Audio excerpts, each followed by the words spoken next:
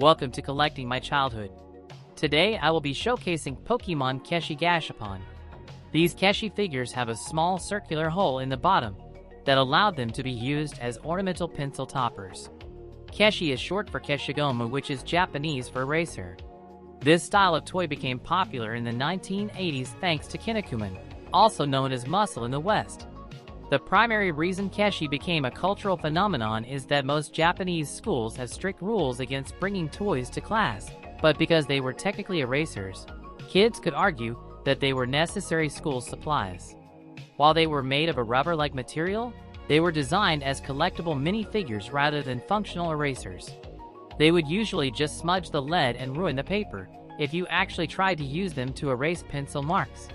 The figures came in a variety of monochromatic colors including red, blue, yellow, green, purple, and rare variants that were clear or metallic.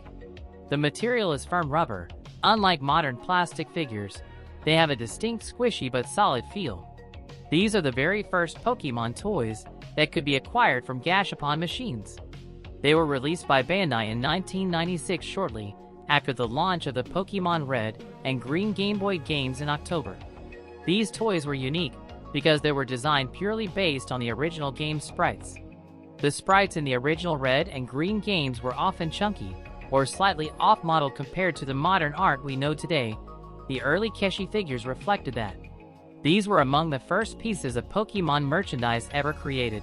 They also happen to be one of the earliest versions of 3D molds created for Pokemon. Pokemon Keshi even predate the Monster Collection figures released by Tomy.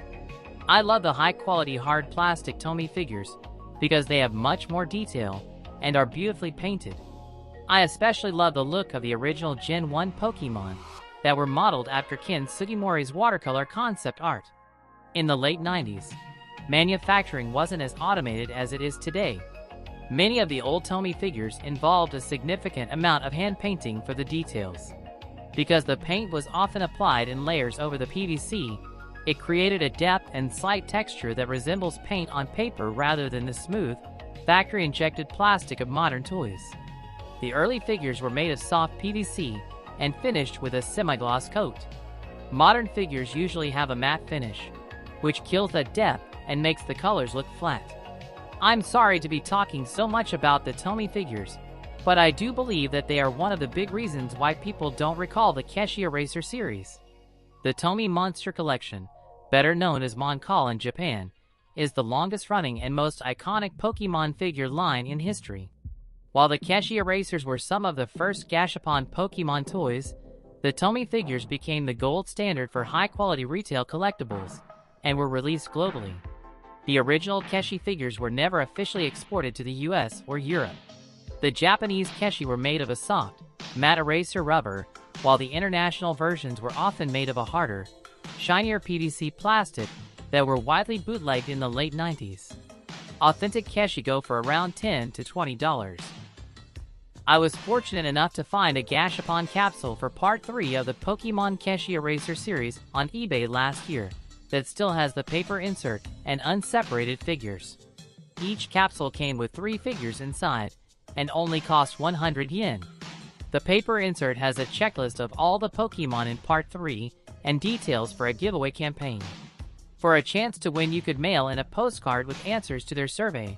500 winners were selected to receive a set of all the figures from Part 1 and 2. The figures in this capsule are all green. I've tried to collect colors that match with the Pokemon's original color scheme.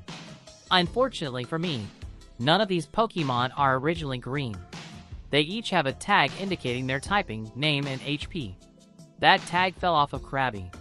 His claws are still attached to the connector piece. The next figure is Tentacool. I plan on collecting more of these Keshi figures, and will make another video on these if I have more information to share. I'd love to see the paper inserts for Part 1, 2, and 4. The last figure to share is Starmie. Thank you for watching.